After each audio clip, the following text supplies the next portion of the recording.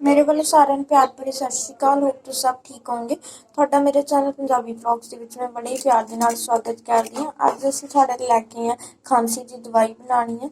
ਤੇ ਆਪਾਂ ਨੇ ਕੜੀ ਪੱਤੇ ਆ ਜਿਹੜੇ ਉਹ ਲੈ ਲਏ ਆ ਤੇ ਉਹਨਾਂ ਨੂੰ ਧੋ ਲਿਆ ਆ। ਤੇ ਇੱਧਰ ਆਪਾਂ ਨੇ ਲੌਂਗ ਲੈ ਲਏ ਆ ਤੇ ਅਦਰਕ ਲੈ ਲਿਆ ਆ। ਤੇ ਆਪਾਂ ਨੇ ਦਾਲਚੀਨੀ ਦਾ ਇੱਕ ਟੁਕੜਾ ਲੈ ਲਿਆ ਆ ਤੇ ਇੱਧਰ ਪੀਸੀ ਹੋਈ ਕਾਲੀ ਮਿਰਚ ਲੈ ਲਈ ਆ। ਇਹ ਦੇਸੀ ਦਵਾਈ ਅਸੀਂ ਤੁਸੀਂ ਘਰ ਦੇ ਵਿੱਚ ਹੀ ਬਣਾ ਸਕਦੇ ਹਾਂ। ਜਿਹੜੀ ਆਪਾਂ ਬਾਹਰ ਤੋਂ ਲਿਆਉਂਦੇ ਹਾਂ ਸਟੋਰਾਂ ਤੋਂ, ਉਸਦੇ ਨਾਲੋਂ ਕਾफ़ੀ ਬੈਟਰ ਦਵਾਈ ਇਹ ਜਲਦੀ ਆਰਾਮ ਆ ਜਾਂਦਾ। ਤੇ ਆਪਾਂ ਬਣਾਉਣਾ ਸ਼ੁਰੂ ਕਰਦੇ ਹਾਂ। ਇੱਕ ਆਪਣੇ ਫਰਾਈਂਗ ਪੈਨ ਲੈ ਲਿਆ, ਉਸ ਦੇ ਵਿੱਚ 2 ਬੜੇ ਚਮਚ ਜਿਹੜੇ ਖੰਡ ਚੀਨੀ ਦੇ ਪਾ ਲਏ ਆ। ਚੀਨੀ ਨੂੰ ਆਪਾਂ ਨੇ ਇਸ ਤਰੀਕੇ ਹੀ ਉਹ ਕਰ ਦੇਵਾਂਗੇ। ਇਹਦੀ ਚਟਨੀ ਵੀ ਬਣਾਉਂਦੇ ਹਾਂ, ਆਪਾਂ ਇਸ ਦੇ ਵਿੱਚ ਕੁਝ ਪਾਣੀ ਵਗੈਰਾ ਨਹੀਂ ਐਡ ਕਰਨਾ। ਚੀਨੀ है जी इस तरीके अपनी पगड़ गई है। तो देखो ऐसा शहद की तरह जी पगड़ चुकी है।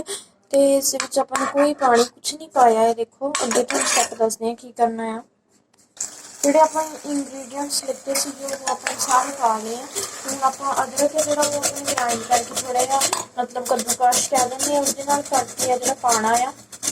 अदरक पा लिया अपने तो एक वाला गिलास अपने पानी का पा लिया। तो हम आप इसमें इधर देवे। ਹੁਣ ਆਪਾਂ ਇਸ ਨੂੰ ਪਾਣੀ ਦੇ ਵਿੱਚ ਰਿੱਝਣ ਦੇਵਾਂਗੇ ਜਦ ਤੱਕ ਆਪਣਾ ਜਿਹੜਾ ਦਗ ਨਹੀਂ ਹੋ ਜਾਂਦਾ ਆ। ਇਸ ਤਰੀਕੇ ਆਪਾਂ ਰਿੱਝਣ ਦੇਵਾਂਗੇ ਇਹਨੂੰ।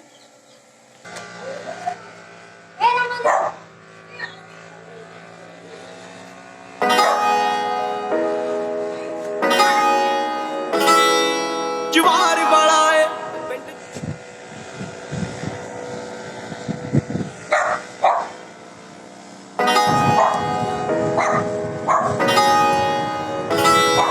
ਜਵਾਰ ਵਾਲਾ ਏ ਪਿੰਡ ਜੱਟ ਦਾ ਪਿੰਡ ਵਿਚਾਲੇ ਘਰ ਬਿਲੋ ਘਰ ਕਾਦਾ ਏ ਨਿਰਾਪੁਰਾ ਏ ਜੰਨਤ ਦਾ ਹੀ ਦਰ ਬਿਲੋ 12 ਵਜੇ ਉੱਠੀਦਾ ਤੇ 12 ਵਜੇ ਸੋਈਦਾ ਨੇਚਰ ਫਕੀਰ ਤੇ ਫਿਕਰ।